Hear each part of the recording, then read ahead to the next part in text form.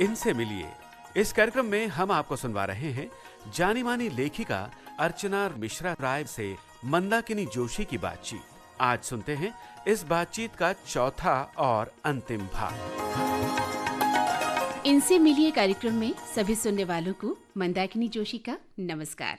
अर्चना जी, आपका विविध भारती के स्टूडियो में बहुत बहुत स्वागत है।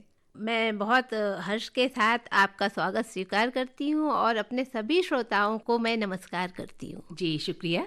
तो अर्चना जी, आपके लेखन की शुरुआत तो ऐसे हुई, हमने इस बात को जाना। दूरदर्शन के लिए आपने बहुत से धारावाहिकों का लेखन किया है, उनका निर्माण भी किया है, हमने इस बात को जाना। अब हम ये बात करना चाहते हैं कि और किस तरह के धारावाहिक आपके अब तक आ चुके हैं। संकट मोचन जो DD 1 पे प्रसारित हुआ और हाँ। आज भी DD भारती वगैरह पे कभी ना कभी आता ही रहता है। अच्छा। मैं चूंकि कवित्री भी हूँ तो गीत भी लिखती हूँ। उसमें मैंने गीत लिखा और उनके जो प्रोड्यूसर थे उन्होंने मुझे फ़ोन किया और थोड़े पारिवारिक संबंध भी थे, तो उन्होंने मजाक किया मुझसे, कहा कि पुष्प वाटिका में जब राम और सीता मिलते हैं तो वो गीत आपको लिखना है। और आप इमेजिन कीजिए कि जब आप पहली बार मधु जी से मिली थी तो वो कैसा भाव था, वो आप लिख दीजिए। तो मैंने कहा कि ठीक है, मैं प्रयास करती हूँ और अगर आपको मुखड़ा पसंद आ गया तो मैं आगे लिखूंगी। और मैंने वो मुखड़ा बनाया, आप कहें तो मैं वो आपको सुना दूं 2 लाइन। मैंने कुछ ऐसे लिखा, देखते ही बंध गया है मन, नयन अपलक तेज है धड़कन, प्रियवर कौन हो तुम, क्यों मौन हो तुम, प्रियवर कौन हो तुम। बस तो उन्हें पसंद आ गया और फिर आगे मैंने इसकी रचना की और उसमें मैंने करीब 15-20 गीत लिखे उस धारावाहिक में। वीर सावरकर जैसे महान व्यक्तित्व पर भी आपने मुंबई दूरदर्शन के लिए एक डॉक्यूमेंट्री लिखी थी, तो ये अनुभव कैसा रहा और इस डॉक्यूमेंट्री पर लोगों की क्या प्रतिक्रिया आपको मिली, दर्शकों की क्या प्रतिक्रिया मिली आपको? मैं पहले वीर सावरकर की बात करती हूँ, फिर डबिंग पे हम आएंगे। जी। वीर सावरकर मुंबई दूरदर्शन से मुझे फ़ोन आया कि उन्होंने मराठी में इस सीरियल को बनाने का, डॉक्यूमेंट्री को बनाने का निश्चय किया है और अब उनके मन में विचार आया है कि क्यों न इसे हिंदी में भी साथ साथ बनाया जाए ताकि वो नेशनल नेटवर्क पे आ सके। तो क्या आप लिखेंगी? और मुझे अच्छी भाषा, अच्छी हिंदी चाहिए। मैंने कहा बिल्कुल, मैं प्रयास करूँगी, दावा तो नहीं करती लेकिन प्रयास रहेगा मेरा और मैं कुछ लिख के पहले भेजूंगी आपको अच्छा लगेगा तो मैं आगे लिखूंगी। इस तरह से उन्होंने मुझे कुछ लिटरेचर उपलब्ध कराए और खुद भी पुस्तकों को मैंने पढ़ा, गूगल पे सर्च किया, आजकल तो वही गुरु है। तो इस तरह से जब मैं उसको लिखने लगी और जो उसकी प्रोड्यूसर थी शुभांगी जी, उन्होंने मुझे ये कहा कि मैं इस प्रोजेक्ट में उन्हीं लोगों को जोड़ना चाहती हूँ जो सच में सावरकर के प्रति श्रद्धा रखते जी, हों। बिल्कुल। तो मैंने कहा बिल्कुल, मैं उनमें मेरी पूरी आस्था और श्रद्धा है, मैंने उनको थोड़ा बहुत पढ़ा है तो मैं लिखना चाहूँगी। और उस डॉक्यूमेंट्री को लिखने के लिए जब मैंने साहित्य पढ़ा तो मैं सच में इतनी अभिभूत हुई सावरकर जी के व्यक्तित्व से कि कोई ऐसे महान नहीं होता। क्या कर्मठता, क्या डेडिकेशन अपने कर्म के प्रति। और जब मैंने खास करके काले पानी की सजा का जो हिस्सा था उनका, वो पढ़ के जो आप कहती हैं ना, आंखों में आंसू, मैं लिखते लिखते रोती थी कि वो नारियल की जटाएं कूटनी पड़ती थी और उससे रस्सी बनानी पड़ती थी। उन रस्सियों को बनाने में वो हाथ इतने ड्राई हो जाते थे, सूख जाते थे कि खून से लथपथ होता था हाथ, लेकिन उनको रुकना नहीं होता था। प्रतिदिन 13-14 लीटर तेल निकालना होता था जी। और कोल्हू में बैल की जगह आदमियों को जोता जाता था। एक इतने बड़े साहित्यकार, अच्छे परिवेश में पले बड़े सावरकर जी को भी कोल्हू के बैल में घूमना पड़ता था।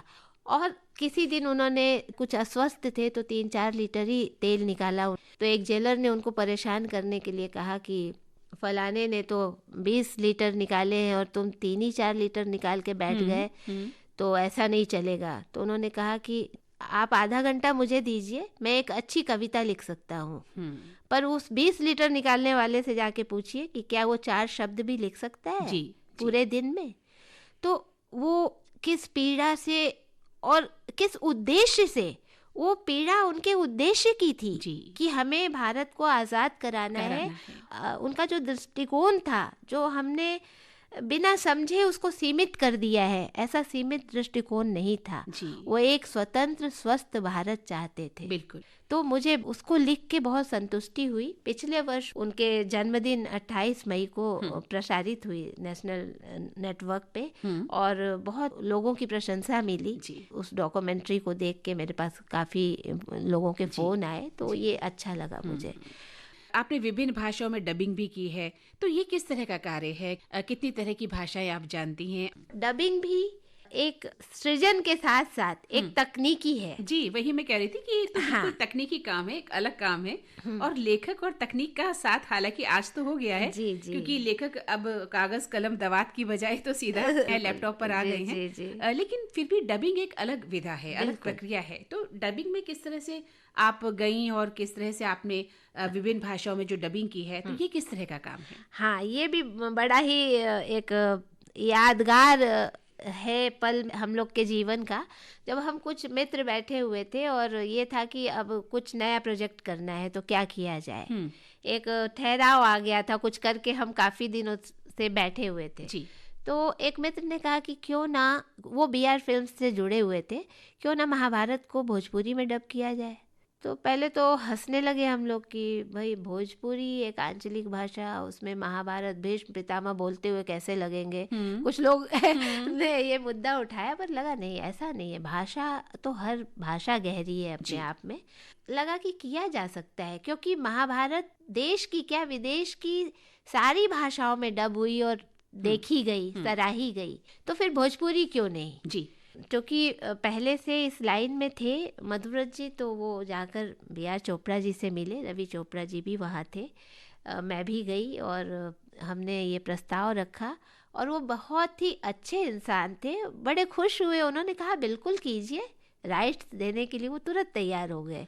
तो ये सिलसिला चल पड़ा। महाभारत को हमने भोजपुरी में सबसे पहले डब किया। जी जी और वो पटना और लखनऊ दूरदर्शन से, क्योंकि भोजपुरी का वही प्रांत है, वहाँ से चला। और आज भी हम कहीं जा रहे होते हैं और महाभारत भोजपुरी की चर्चा चलती है, तो 2-4 लोग अपरिचित भी ऐसे मिल जाते हैं, कहते हैं अच्छा वो आपने किया था, हम तो देखा करते थे जी उसको। एक नया प्रयोग था ये। उसके बाद महुआ चैनल आया, जो भोजपुरी का चैनल था, तो वहाँ पे हमने रामानंद सागर जी की रामायण, कृष्णा, ये सब डब किया। और वो हमने भोजपुरी का एक ऐसी भाषा रखी, बीच की भाषा, वो आरा छपरा बलिया कहीं बंधी हुई नहीं थी, ठीक है। एक मध्यम मार्ग अपनाया मैंने। तो रामायण जब मैंने करके महुआ को हम लोगों ने डब करके दिया, तो वो इतने खुश हुए, उन्होंने कहा ये मेरे लिए सैंपल हो गया, अब कोई भी प्रोड्यूसर आएगा तो हम उसको ये कैसेट थमाएंगे और कहेंगे ऐसी ही भोजपुरी लिख के लाओ। जी तो उनका 2 सीरियल हमने, कजरी और अन्नपूर्णा, और वो बांग्ला से भोजपुरी। जी उसके बाद इस तरह से सिलसिला चलता रहा। आपने संत तुकाराम के जीवन चरित्र पर भी मराठी धारावाहिक का दूरदर्शन के लिए हिंदी में अनुवाद किया था। जी जी है ना। जी। तो ये अनुभव कैसा था आपका, और क्या अनुवाद से जो मूल रचना का उद्देश्य और जो भाव है वो थोड़ा बदल नहीं जाता? नहीं, क्योंकि जब हम अनुवाद करते हैं ना, तो हम शब्दानुवाद नहीं करते, शब्दों का अनुवाद नहीं करते, भावों का अनुवाद करते हैं। पर अनुवाद में वही तकनीकी का ध्यान रखना पड़ता है कि आपकी भाषा की लेंथ उतनी ही होनी चाहिए जितनी मराठी की है। जी तभी जब वो कलाकार डबिंग करेंगे तो उनके लिप सिंक होना चाहिए। हाँ। तो उन सबको ध्यान रखते हुए संत तुकाराम मैंने किया, और बहुत ही आत्मिक संतोष मुझे उस प्रोजेक्ट को लिखने में मिला, खास करके उनके अभंगों को, क्योंकि एक ये बड़ा विशद काम था। मैं पहले तो क्षमा मांगती थी उनसे कि ये धृष्टता कर रही हूँ मैं कि आपके लिखे हुए अभंग को, भला तुलसीदास जी की लिखी हुई चीज़ को कोई फिर से लिखना चाहे तो वैसी ही कोई चीज़ थी, लेकिन वो चूँकि करना था तो उनके भावों को मैं समझती। फिर वो गाने बने हुए थे तो उस ट्रैक को सुनती, उसमें 3 बातों का ध्यान रखना पड़ता था, भाषा, भाव और लेंथ और लिप सिंक, सारी चीजें बैठनी चाहिए और वो अभंग बने। तैयार हुआ। 250 करीब अभंग उसमें थे जी। और वो मैंने अनुवाद किए। ये बहुत बड़ा काम था और बहुत महत्वपूर्ण काम रहा होगा आपकी जिंदगी का। जी, मुझे बहुत आत्मिक संतोष मिला और संत तुकाराम ऐसे ही संत नहीं हुए ये जानने को मिला। बिल्कुल सही कहा। तो अब चलते चलाते मैं आपसे ये भी जानना चाहती हूँ कि भोजपुरी फिल्मों का लेखन भी आपने किया है और कौन कौन सी फिल्में आपने लिखी और ये अनुभव कैसा रहा? भोजपुरी फिल्मों का लेखन या हिंदी फिल्मों में लिखना, इसमें जो एक अंतर है वो आपने क्या महसूस किया है? मैंने भोजपुरी की 3 फिल्में लिखी हैं। एक तो हमारी खुद की होम प्रोडक्शन की थी, सच भेल सपनवा हमार, और 2 बी फॉर यू के चैनल के लिए लिखी। और भोजपुरी फिल्में, मुझे दुख होता है कहते हुए कि हम बहुत अच्छी फिल्में, सार्थक फिल्म जो आज हिंदी में लिखी जा रही हैं, पैरेलल सिनेमा चल रहा है, वैसा विषय हम भोजपुरी में एक्सपेरिमेंट नहीं कर सकते क्योंकि उसमें कहीं ना कहीं दोषी हम ही हैं। हम मध्यम वर्गीय जो दर्शक है वो थिएटर में भोजपुरी फिल्में देखने नहीं जाते जी। और जो तबका जाता है भोजपुरी फिल्म देखने, उनकी डिमांड कुछ और होती है। तो अगर आप सार्थक फिल्म बनाएंगे, एक्सपेरिमेंट करेंगे, तो आपको बायस नहीं मिलते, आपको एग्जीबिटर नहीं मिलते, डिस्ट्रीब्यूटर नहीं मिलते। तो व्यावसायिक तौर पे वहाँ पे कहीं ना कहीं एक बंधन है। लेकिन फिर भी मैंने जो भी फिल्में लिखी वो लीक से हटके एक अच्छी साफ सुथरी फिल्में बनाई, हमने लिखी। 2 फिल्में थी, एक प्यारी दादी माँ जो बहुत ही संवेदनशील फिल्म थी, उसमें मैंने संवाद लिखे, और एक गुंजा परिणय चंदन बी फॉर यू के लिए, तो उसके भी संवाद लिखे। और तीनों फिल्में बहुत साफ सुथरी अच्छी फिल्में लिखी। जी। भोजपुरी फिल्मों के साथ जो एक अध्याय जुड़ गया है कि भाई इस तरह की कहानियां, भाषा, नहीं, मैंने संवाद, वहाँ कोई समझौता नहीं किया। जी। और मैं ये समझौता एक लेखक के तौर पे कभी नहीं करूँगी, क्योंकि लेखक होना, हम जब समाज से कुछ लेते हैं, लेखन में हम समाज से कुछ लेते हैं तो देना भी हमारा कर्तव्य बनता है। हम समाज को क्या दे रहे हैं? बिल्कुल, समाजोपयोगी सबसे बड़ा लेखक धर्म है। बिल्कुल, मैं उस धर्म को निभाना चाहती हूँ और निभाऊंगी। जी। मेरी प्रतिबद्धता है इस बात को लेकर। बिल्कुल स्वागत है आपकी इस प्रतिबद्धता का, और हम शुक्रिया अदा करना चाहते हैं कि अगर कोई लेखक अपने काम में अपने संकल्पों से इतना बंधा हुआ होकर लेखन कार्य करता है, बहुत मुश्किल काम है ये। फिर भी आप इस क्षेत्र में लगातार बनी हैं, ये हमारे लिए बहुत ही खुशी का विषय है। तो आज आपसे हमने बहुत ही सारगर्भित बातें की हैं, आपसे बात करके हमें बहुत अच्छा लगा, और आप अपना अमूल्य समय निकालकर विविध भारती के स्टूडियो में हमारे साथ आई, हमारे साथ आपने कुछ पल साझा किए अपनी जिंदगी के, अपने साहित्य के, अपने लेखनी के। आपका बहुत बहुत धन्यवाद, आभार। जी, मुझे भी बहुत खुशी हुई और हमने बड़ी अच्छी चर्चाएं की, आपने बड़े सार्थक प्रश्न किए शुक्रिया। तो मैं सार्थक जवाब दे पाई, और मैं अपने सभी श्रोताओं को फिर से नमस्कार करती हूँ और बहुत अच्छा लगा मुझे यहाँ आकर। तो आज हमारे साथ थी साहित्यकार अर्चना मिश्रा जी, और हम इनका फिर से धन्यवाद ज्ञापित करते हैं और अब चाहते हैं आपसे इजाजत। नमस्कार। जी, मेरा भी नमस्कार।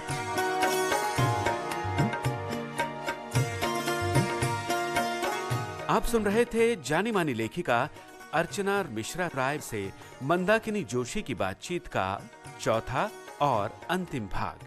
ध्वनि मुद्रण अभियंता गणेश शिंदे, प्रस्तुतकर्ता अनुश्री पाठक। अब आज का इनसे मिलिए कार्यक्रम समाप्त होता है।